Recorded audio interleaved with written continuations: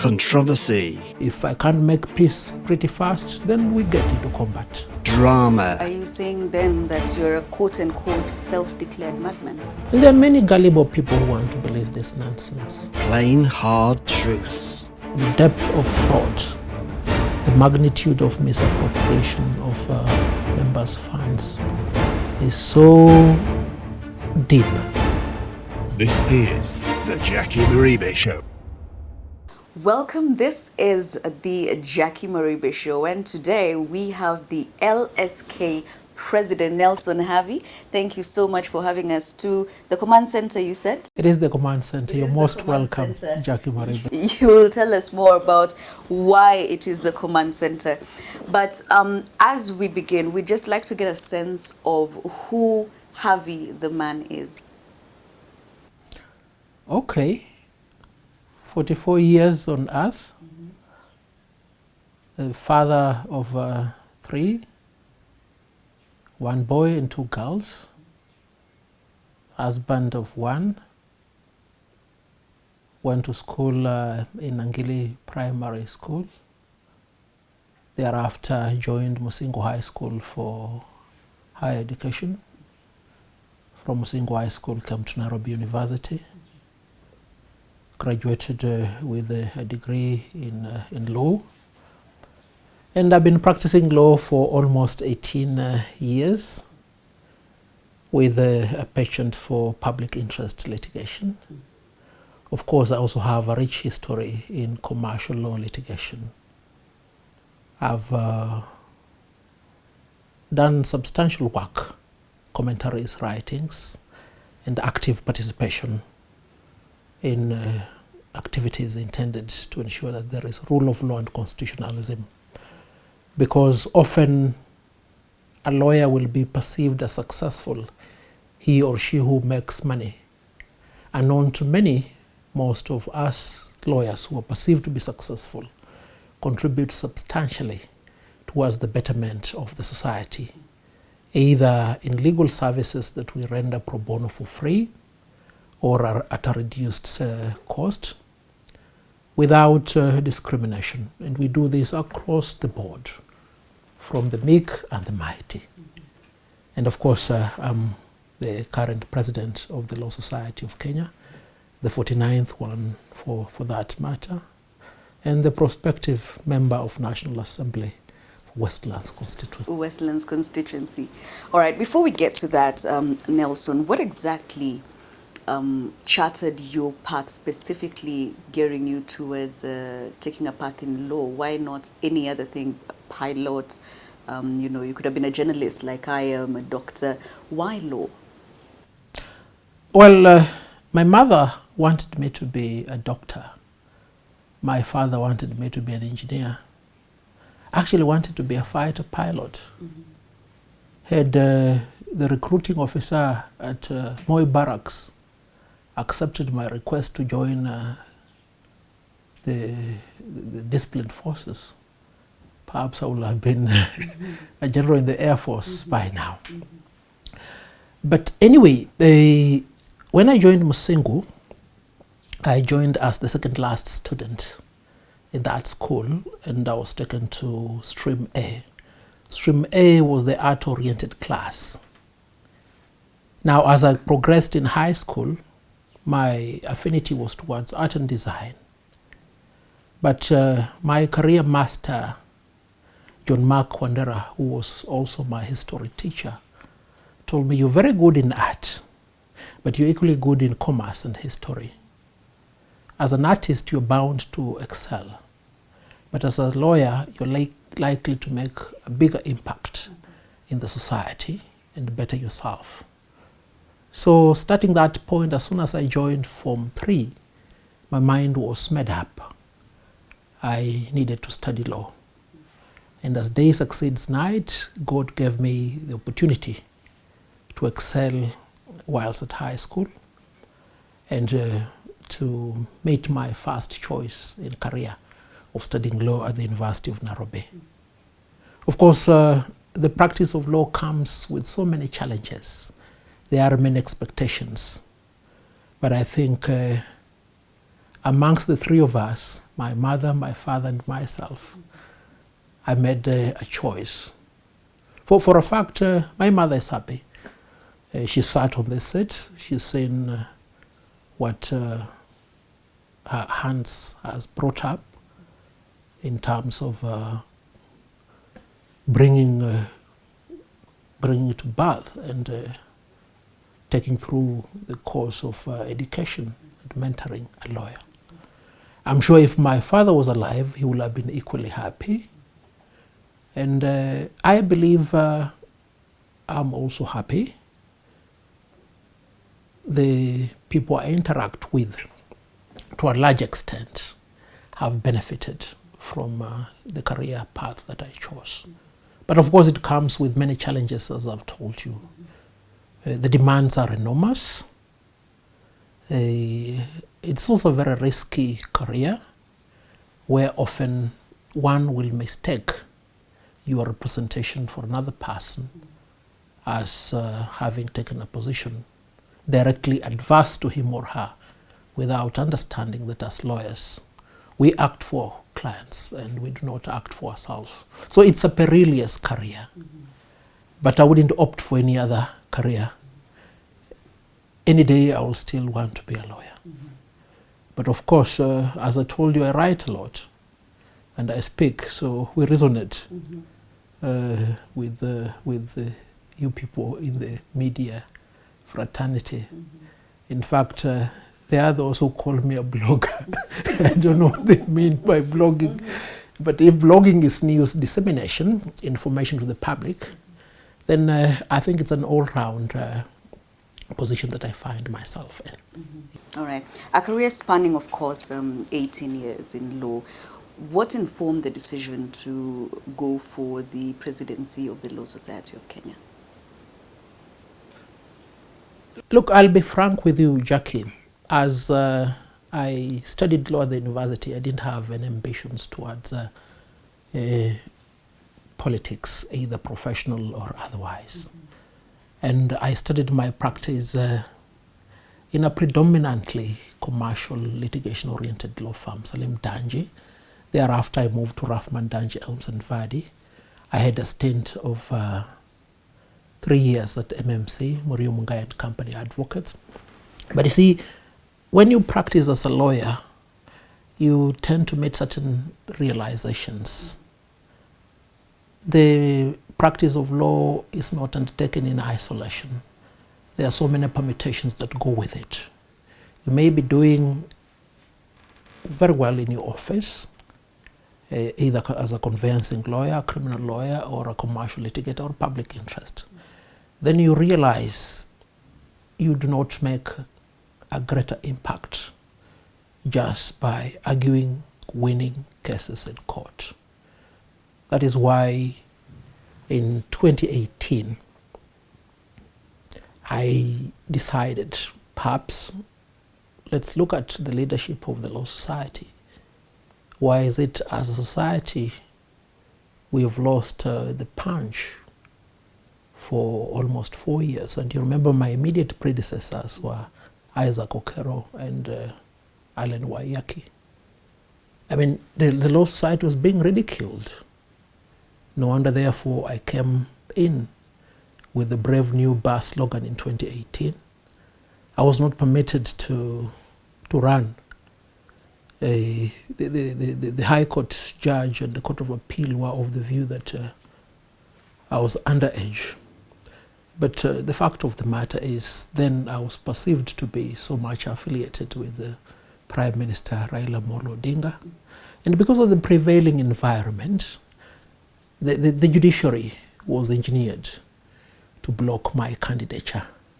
But as they say, God's timing is the best. And I've served the society at a tipping point where I've been able to implement my 3-point agenda. Rule of law and constitutionalism. I think it is manifest what we've done to ensure that the government of the Republic of Kenya conducts itself in accordance with the Constitution. When it comes to monitoring legislation, We've done our very best to ensure that the laws that are made by Parliament are laws that conform to the Constitution and are for the benefit of the Mwananchi. And touching on these two main pillars, if anything is to go by without blowing my trumpet, having secured an advisory for the dissolution of Parliament, I think that is the panacea of monitoring the rule of law and constitutionalism, and also ensuring that Parliament does its work. Having been able to stop reggae at the High Court, and hopefully finally at the Court of Appeal, what more can be done by a professional body to ensure that the rule of law and constitutionalism is adhered to? But fundamentally, even within this pandemic period, we have tried our level best, notwithstanding the shortcomings, to ensure that practitioners, lawyers, youthful and senior, are able to practice law in a conducive environment. Remember, initially when the curfew was declared, nobody was able to move. We were able to go to court, and we got an order to declare advocates as essential service providers. But our role is not limited to advocates. Many citizens have benefited from the elevated role that the Law Society has taken within the last 1 year and about 8 months that I've been in office. I think, without speaking so much for myself, whenever I meet members of the public, they tell me, look, you are doing a good thing for us. Ensure that the government is kept in check. Ensure that our rights are defended. Can you do something about the taxes that are going up? Can you do something about police brutality? Can you do something about ensuring that funds are devolved? And to me, this has been very insightful. How I wish leaders of other professional bodies, doctors, engineers, you journalists, teachers, could do what we're doing. Imagine 10 of us, Havis, across the board in the professions.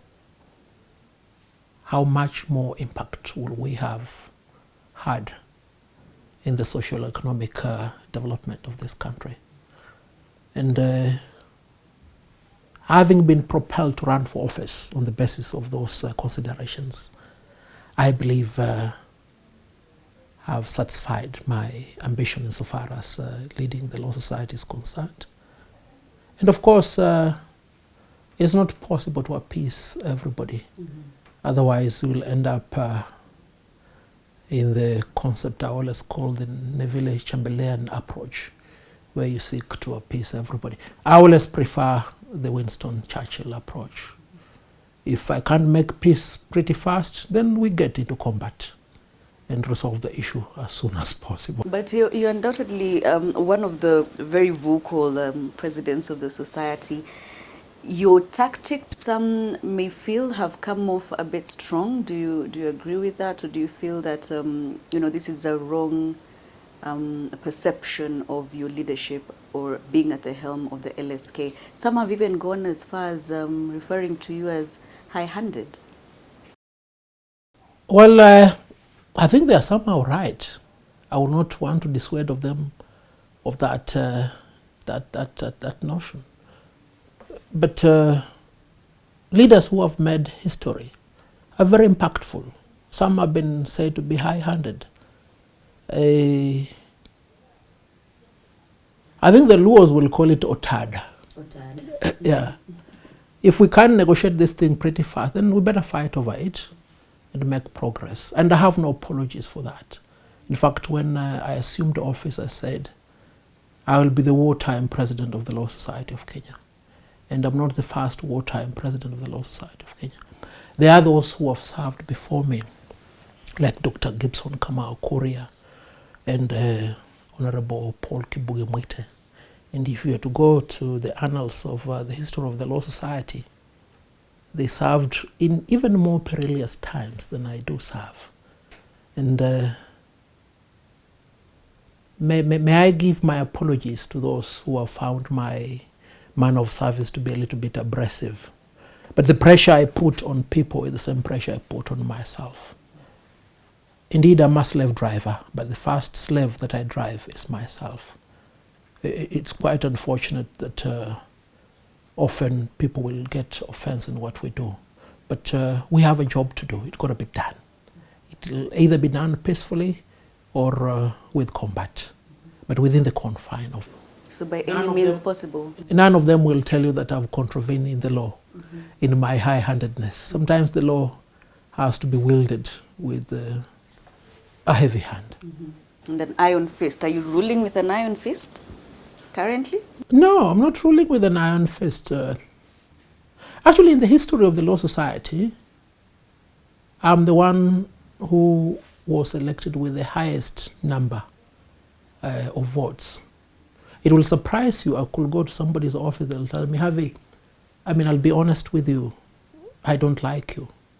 But the point in which we are right now as the nation or as the Law Society, we need just somebody like you to get it done. Mr. Do It Now, man. A friend of mine, I think it's Donald Kipkorir, once said, when he pitched for me, he said, this society just needs a madman for now.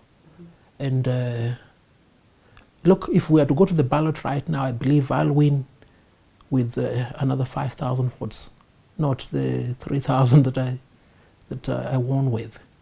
So without background, it cannot be said that I'm serving with an iron fist. I think I'm serving with the people's will, and the majority of my members, a majority of Kenyans, are contented in the manner in which I have carried myself in the last 1 year and 8 months. But are you saying then that you're a quote-unquote self-declared madman?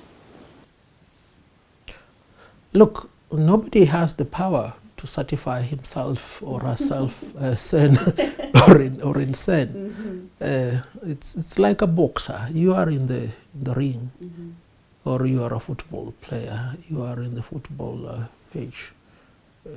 I think it's prudent to let the spectators, those with the power to evaluate your performance, call you whatever names. And contrary to what people think, I'm happy. I don't mind. They create memes about me. They create videos about me. They create caricatures. I am the most caricatured president of the Law Society.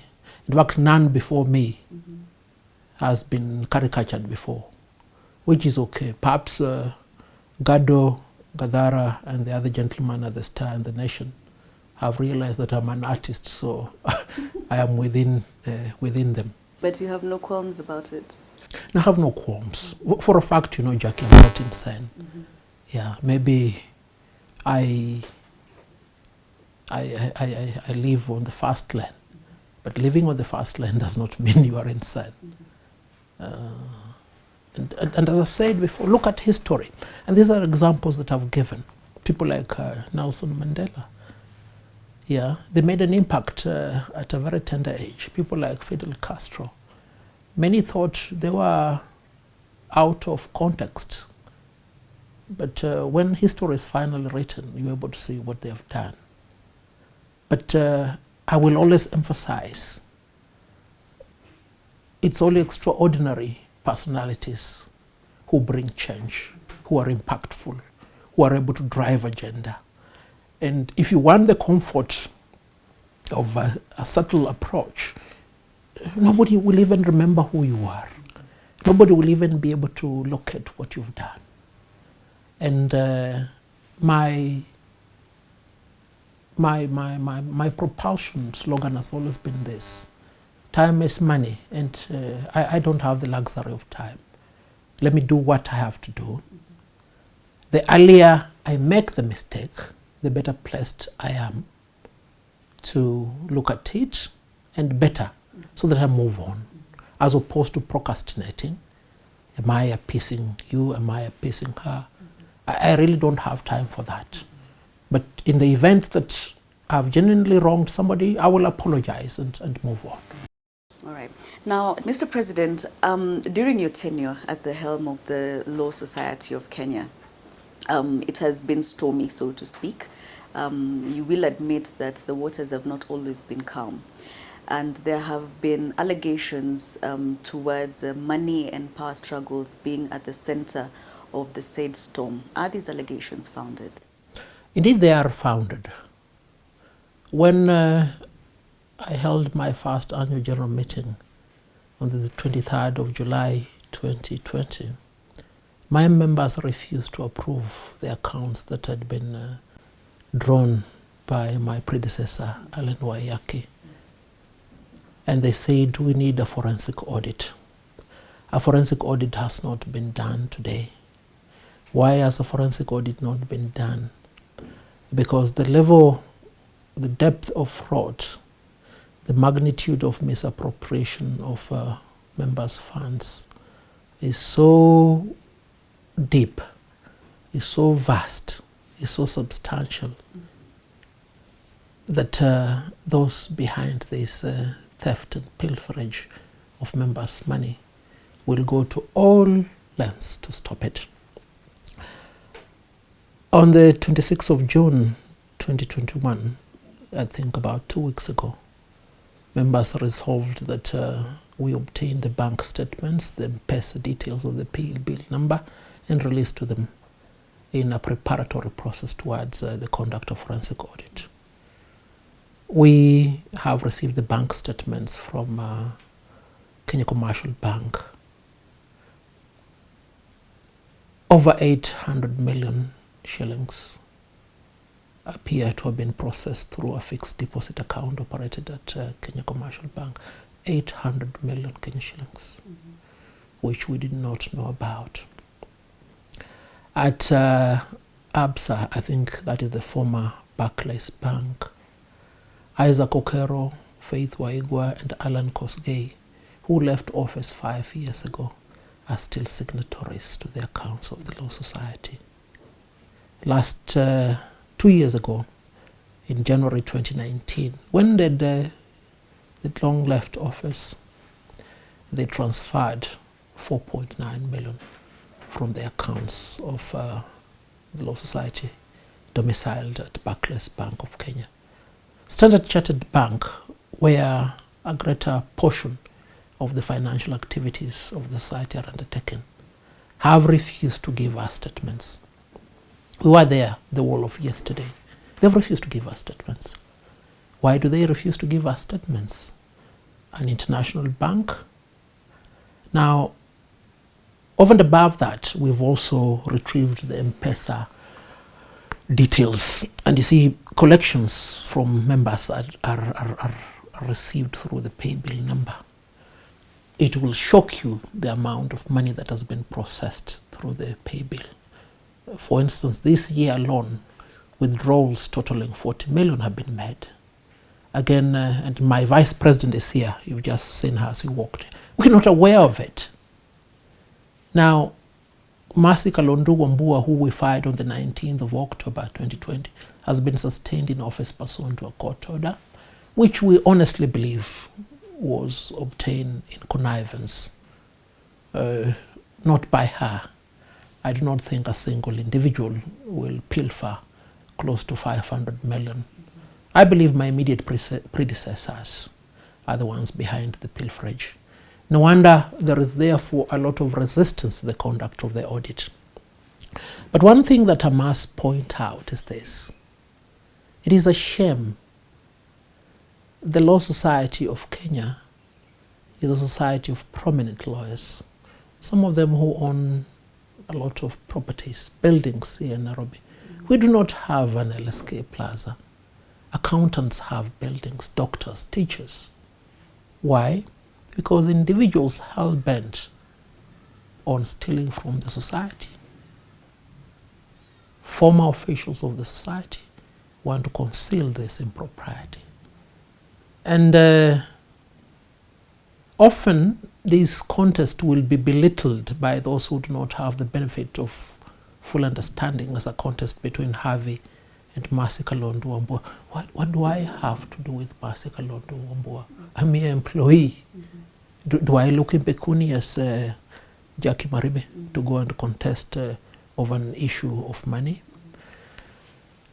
The conduct of a forensic audit is a decision that was taken by members. And those who want to perceive it otherwise must realize that there has to be accountability in the Premium Bar Association. We as lawyers cannot be asking for accountability from Parliament, from the judiciary, from the executive. Yet, the monies we've worked hard for are being pilfered. And I want to say it categorically. I believe I've done a lot of public interest litigation. I've done enough for the lawyers and the people of Kenya. My remaining assignment is to clean up that swamp. Have the said former officials been questioned? They have not been questioned because they have played an active role in concealing this impropriety. As I've told you, it is only on Friday last that we came to know, whereas Isaac Okero, Faith Waigo, and Alan Koskei left the society more than 5 years ago, they still transact. Yeah, the same individuals, we find them transacting in the accounts of the Law Society of Standard Chartered Bank. We find them transacting in the accounts of the Law Society of Kenya at the former Charterhouse Bank, where millions, hundreds of millions of shillings of members were kept. And it tells you the rot within ourselves is so embedded that you cannot fathom the degree of it.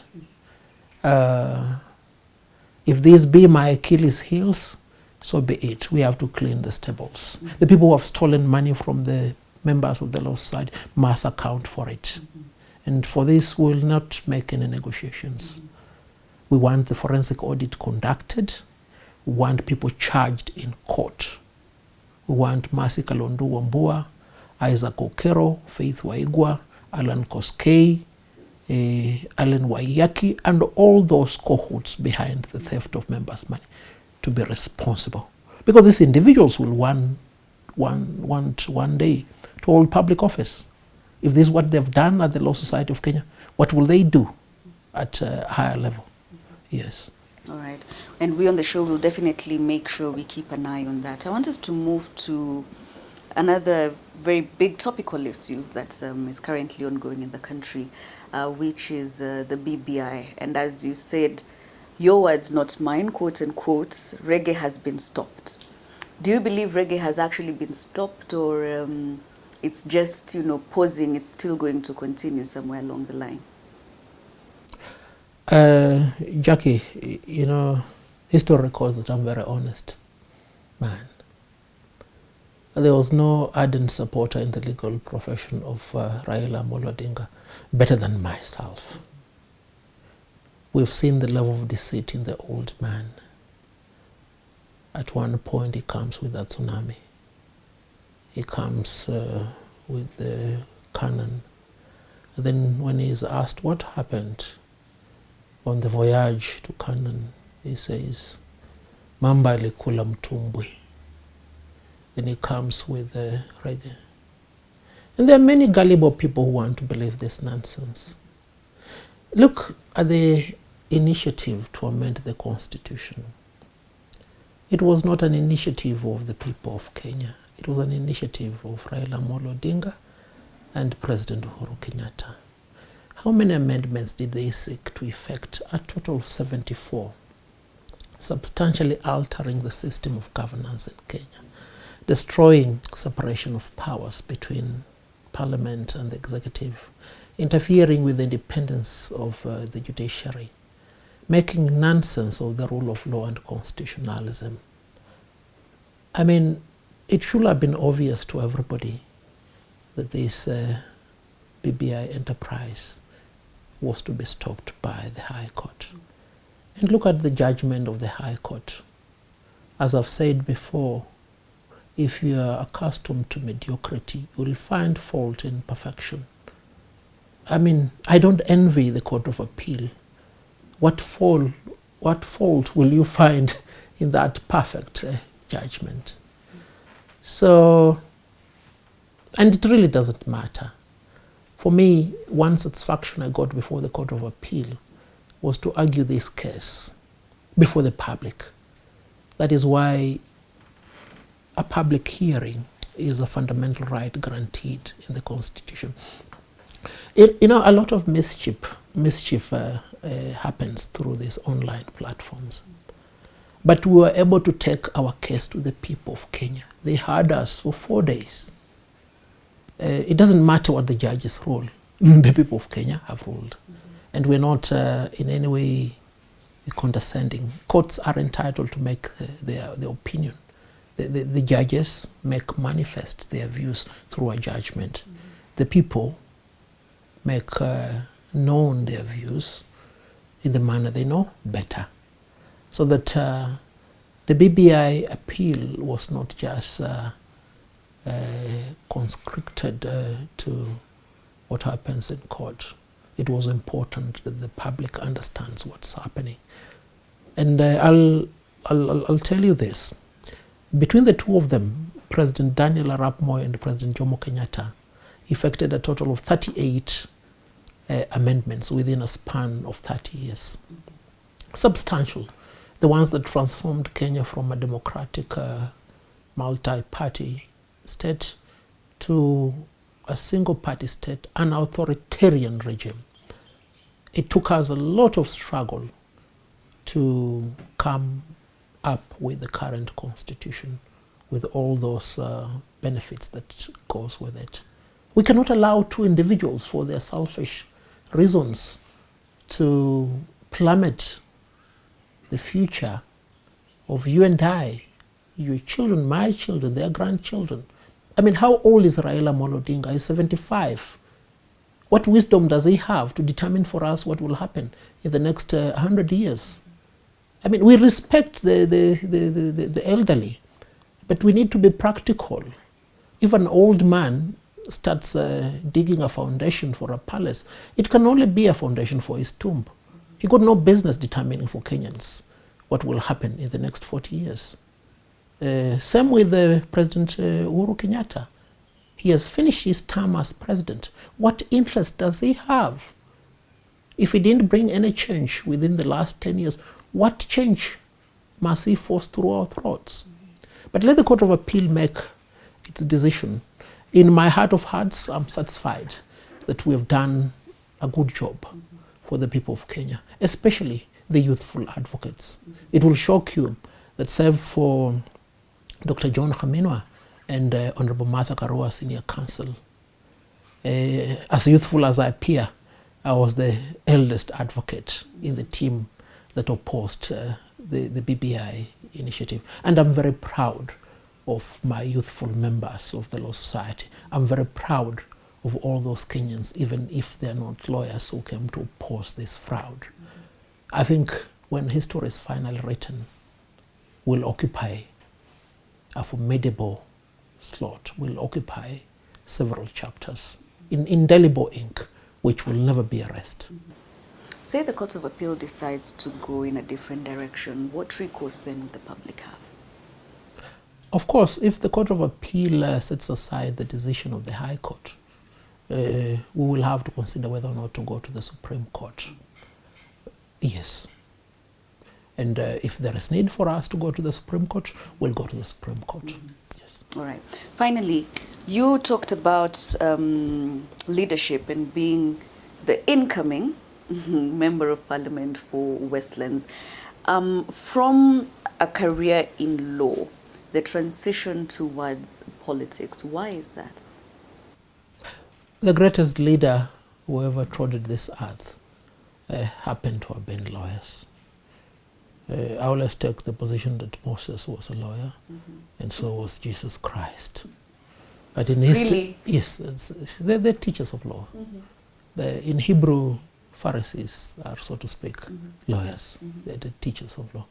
In recent history, we have had so many leaders who have distinguished themselves from the legal profession. Bill Clinton, Barack Obama, Nelson Mandela, and of course my favorite, Fidel Castro. Unfortunately, here in Kenya, we do not have a a repository of many lawyers who have served this nation pretty well. But I'll give you the example of Kenneth TheJacqueMaribeShow, the Speaker of the National Assembly then. And to a large extent, the Constitution of Kenya was drafted in a manner that gives somebody with a legal background a better opportunity of serving people from a point of knowledge. And it's a given that you need to debunk the Constitution for you to serve the people well, for effective service at the devolved unit, for impactful legislation, for oversight of the executive. And see, it must be understood the primary role of a legislator is making good laws, because when you make good laws, there will be equitable development. You'll be able to rein in on taxes. You'll be able to ensure that there is equality in public appointments. You will participate in the allocation of the national revenue. Forget about CDF. CDF plays a fundamental role in ameliorating poverty at the basic level. But you can't praise a member of the National Assembly for constructing a school, a hospital, or a police station out of CDF. It is his work. And in Kenya, we are accustomed to mediocrity. We like praising people for doing their work. What is significant, what is impactful on those key roles of a legislator? It has to be seen this has been done. And Westlands is a cosmopolitan constituency in many aspects, not just out of ethnicity. Westlands has a cocktail of the lower class, the middle class, and the high class. A majority of businesses are hosted by this constituency. And I believe if the people of Westlands find it fit to elect me as their member of National Assembly, I will use the skills. I will bring the milestones, the developments that I've been able to attain as President of the Law Society to Westlands, so that the businessmen and women in Kiuna, in Westlands, in Parklands, will be able to get optimum benefit from what it takes to get good representation in the National Assembly. The people in Kangemi, Kitusuru, Deep Sea, Githogoro, Kibagare will be able to benefit, because you will find many of these business owners in the high-end suburbs of Westlands, they are ready, willing and able to ensure that there is development everywhere. But they doubt the integrity, the credibility, the fidelity of the process. You need somebody who, as we have seen, has a history of doing things now. Commitment, selfless, vision, courage. These are attributes that are lacking in many of our members of National Assembly. And I can say this strongly. All members of the National Assembly and the Senate have failed us. And if the turnout rate is anything to go by, the people of Kenya have to send them home. Let's bring in new blood, people who are youthful in their minds, people who are visionary, who project far. And that's what Westlands need. Finally, you're under one arm of government right now. You want to switch to yet another arm of government, but the relationship between the three arms, as it were, has not always been, seamless or complementing each other. Do you think a new crop of leaders would go a long way into changing that? Yes, a new crop of leaders will do this country a lot of good.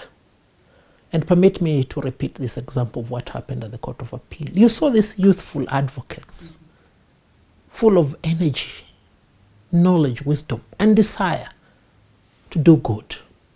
We need to replicate this at the levels of leadership, both elective and appointive.